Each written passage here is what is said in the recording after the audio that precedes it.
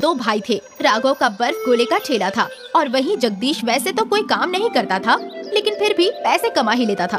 ये लीजिए भाभी जान, बाजार गया था तो आपके लिए ये साड़ी अच्छी लग गई। साड़ी तो बहुत अच्छी है, लेकिन भाईजान आपके पास पैसे कहाँ से आते हैं? अब ये सब आप मत पूछिए, ऊपर वाले का करम है। मैं तो जिंदगी में शॉर्टकट ढूंढता हूँ, शॉर्टकट, और मैं वैसे भी बहुत अमीर बन जाऊंगा। तभी राघव घर पहुँचा। शॉर्टकट से तू भले ही अमीर बन जाएगा, लेकिन उन पैसों से तू कभी खुश नहीं रह पाएगा मेरे भाई। भाईजान, आप हमेशा ये सब बोलते हैं, क्या मिल जाता है आपको इतनी ईमानदारी करके?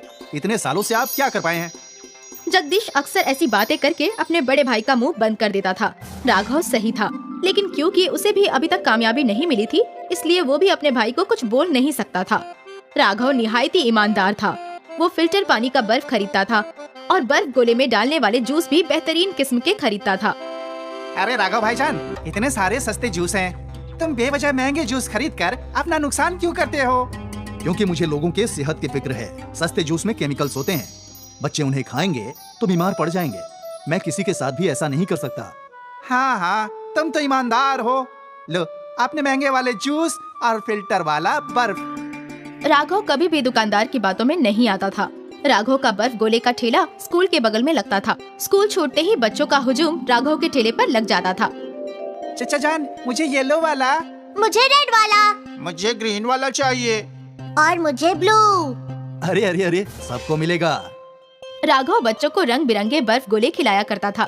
बच्चे भी बड़े शौक से उन बर्फ गोलों को खाया करते थे। ये लो सरिता, इस माह की कमाई। ये तो कम है। हाँ, वो इस माह शरबतों की कीमत बढ़ गई है तो मुनाफा थोड़ा कम हुआ है। तो आप भी अपने बर्फ गोले की कीमत बढ़ा दीजिए ना। नहीं सरिता, अगर मैंने कीमत बढ़ाई तो छोटे बच्चे बर्फ गोला खरीद नहीं पाएंगे। लेकिन इससे हमारा नुकसान हो रहा है। कोई बात नहीं। ये सारी बातें जगदीश ने सुन ली। जय हो राजा हरिश्चंद्र की। भाईजान, आप कब सीखेंगे दूसरों से पहले अपनी भलाई करना? हाँ, मैं तो ये सीखने से रहा, तुम ही मेरी तरह लोगों की मदद करना सीख लो। नहीं नहीं भाईजान, आप अपना तरीका इस्तेमाल कीजिए और मैं अपना। मैं तो बहुत जल्द अमीर बन जाऊंगा शॉर्टकट से। ऊपर वाले के करम से तेरी वजह से किसी का नुकसान ना हो बस। दोनों भाई अलग थे, एक मशरिक तो एक मगरिब। एक रोज की बात है, राघव की बीवी सरिता को एक फोन कॉल आया और वो जोर जोर से रोने लगी।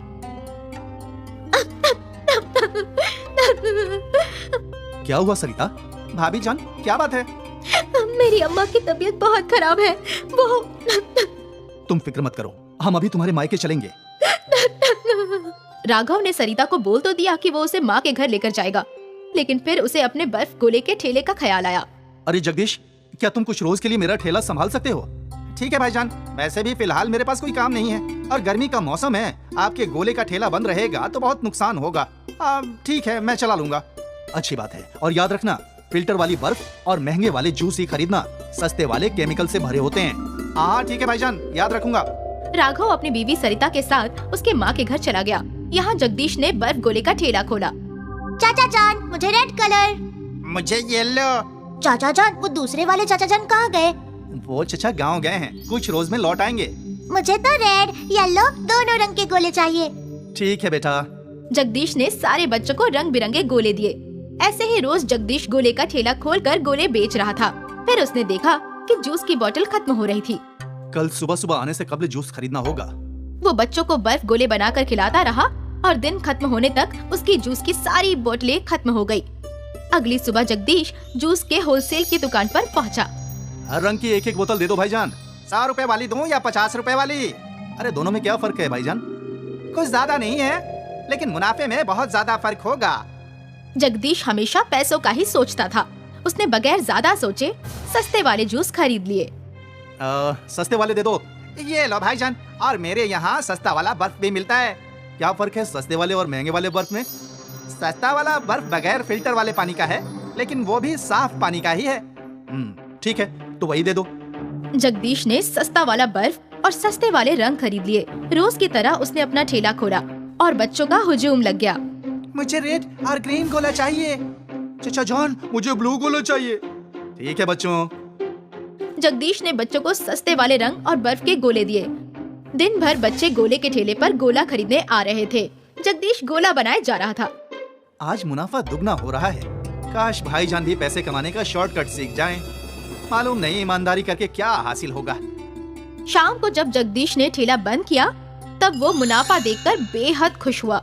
अगले कुछ रोज तक जगदीश सस्ते वाले बर्फ और रंगों का गोला बेचता रहा। फिर यकायक उसके ठेले पर कम बच्चे आने लगे। चचा जान, एक येलो वाला। क्या हुआ बेटा, आज तुम्हारा दोस्त कहाँ है? चचा जान, वो ना बीमार है।